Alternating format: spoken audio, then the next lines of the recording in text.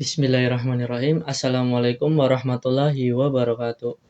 Perkenalkan, nama saya Jilan Syah Putra dari Program Studi Sistem Informasi Fakultas Saintekes Universitas Muhammadiyah Brebes. Baik, di sini saya akan melakukan uji kompetensi 2 akhir semester Kasal tahun akademik 2025-2026 dengan mata kuliah Matematika Dasar dengan dosen pengampu Ibu Nungki Andityasari MPD. Di sini itu ada petunjuk pengertian dan soal. Untuk soalnya itu kita akan melakukan uji independent sample t-test dengan 2 kelompok data masing-masing 100 data. Berarti untuk satu soalnya itu kita 200 data, teman-teman. Untuk uji paired sample t-test juga sama, 100 data pasang. Untuk uji syaratnya, untuk melakukan uji hipotesis, kita perlu syarat yaitu uji normalitas agar mengetahui data tersebut itu berdistribusi normal atau tidak. Lalu yang kedua itu untuk syarat uji hipotesis itu ada uji homogenitas. Untuk uji hipotesis, data tersebut itu harus homogen.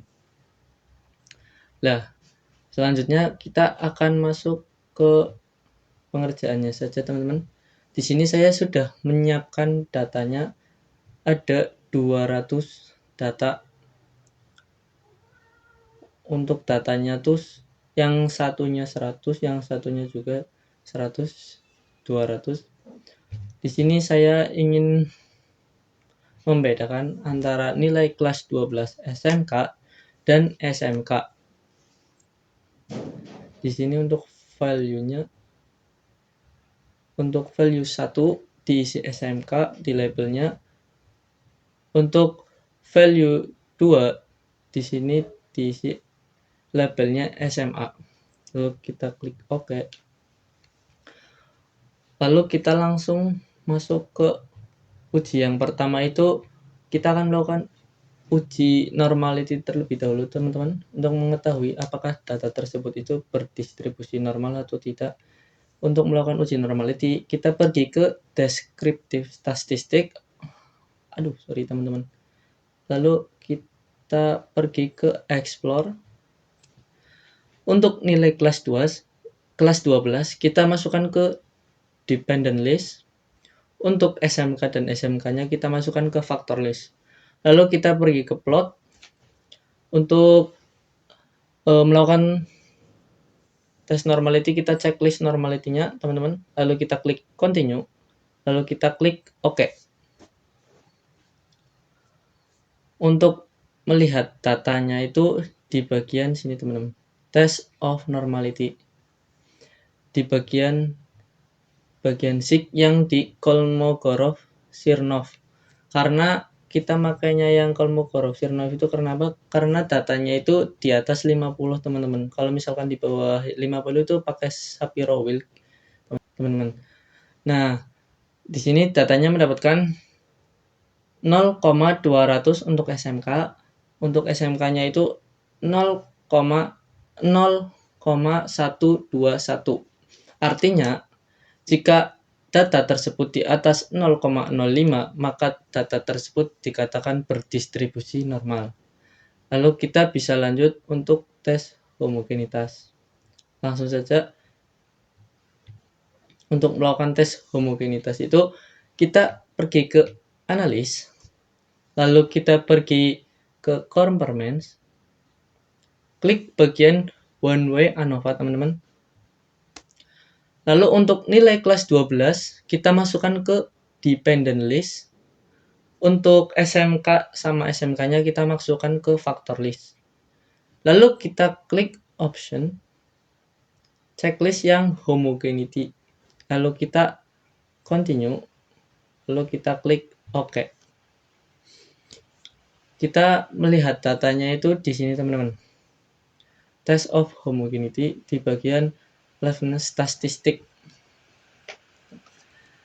Jika leftness statistic menunjukkan SIG-nya itu atau p-value-nya di atas 0,05, maka asumsi homogenitas itu terpenuhi. Berarti datanya itu terpenuhi teman-teman untuk melakukan uji hipotesis. Lalu selanjutnya kita akan melakukan uji independen teman-teman. Untuk melakukan uji independen sampel t-test, kita pergi ke analis, lalu kita klik compartments, lalu kita klik independent sample t-test. Kita klik.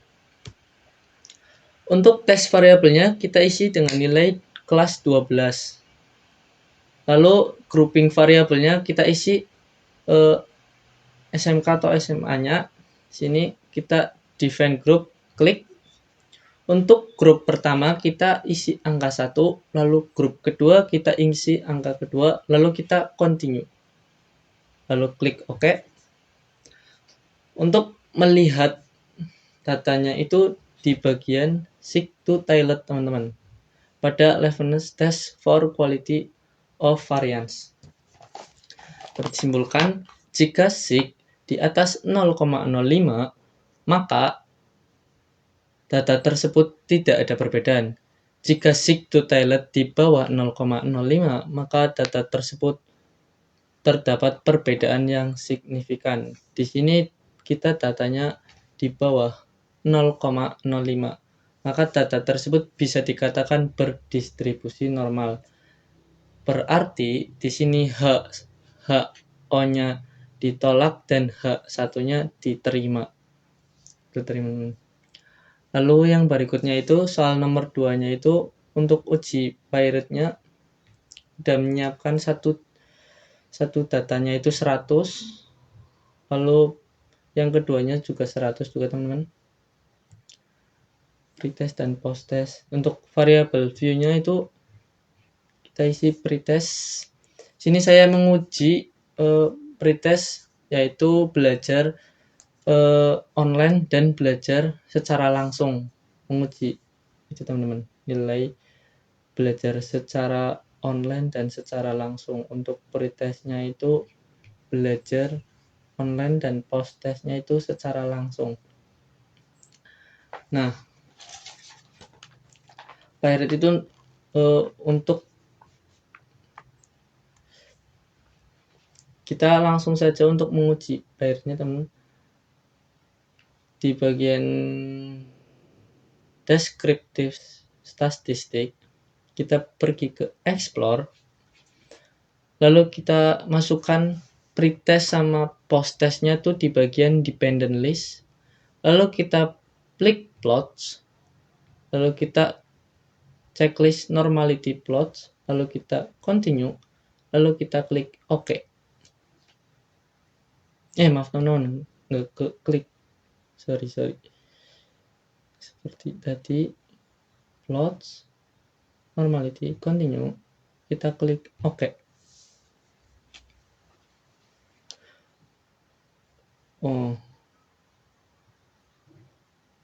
Masih teman, maaf, datanya tercampur. Nah, baik teman-teman, untuk melihatnya itu di bagian test of normality. Ini untuk pretestnya kita mendapatkan 0,200. Untuk posttestnya juga sama, kita mendapatkan 0,200, yang artinya pada uji Pyrite yang berarti data tersebut berdistribusi normal. Artinya data memenuhi asumsi normalitas sehingga uji Pyrite sampel t-test boleh dan layak digunakan. Berarti kita bisa menggunakan data tersebut. Langsung saja kita menguji yang kedua. Langsung saja kita pergi untuk menguji Pyrite sampel t-test. Kita klik analis, klik compartments, kita ke Pyrite sampel t-test, kita klik. Untuk pretest kita masukkan yang ke pertama teman-teman. Ulangi saja biar paham, sama-sama belajar ya teman-teman. Pretest kita masukkan ke variabel pertama. Untuk posttest kita masukkan ke variabel kedua. Lalu kita klik OK. Nah, untuk membacanya itu di bagian sini teman-teman. Pyrite sample statistik itu menunjukkan pretest, MEA-nya itu sebesar 71,61 sekian dan post-testnya menunjukkan 74,21 sekian. Yang artinya sebelum belajar online itu menunjukkan nilai rata-rata 71, sedangkan belajar langsung itu menunjukkan 74,21, yang artinya belajar secara langsung itu lebih efisien dibandingkan belajar secara online, teman-teman. Pada Pirate Sample T-Test-nya itu kita membacanya di Seek-to-Tailed ini, teman-teman. Datanya itu di bawah 0,05, yang artinya data tersebut mempunyai perbedaan yang signifikan, teman-teman. Jadi kesimpulannya ya teman-teman, belajar secara langsung lebih efisien dibandingkan belajar secara online. Nilainya itu sudah jelas di sini. Secara langsung 74,21 dan online 71. Baik teman-teman. Yang didapat pada uji independen sampel t-test yaitu data tersebut menunjukkan adanya perbedaan yang signifikan dan dipastikan data tersebut berdistribusi normal. Untuk uji Pirate Sample T-Test, kesimpulannya data tersebut mempunyai perbedaan antara pembelajaran secara langsung dan tidak langsung dengan menunjukkan data bahwa pembelajaran secara langsung lebih efisien dan efektif. Baik, begitulah yang bisa saya sampaikan dari UAS kali ini. Kurang lebihnya mohon maaf. Jika ada salah kata atau salah sesuatu, mohon dimaafin, kita karena saling sama-sama belajar bersama. Nun wal qalami wa mayasturun fastabiqul khairat. Wassalamualaikum warahmatullahi wabarakatuh.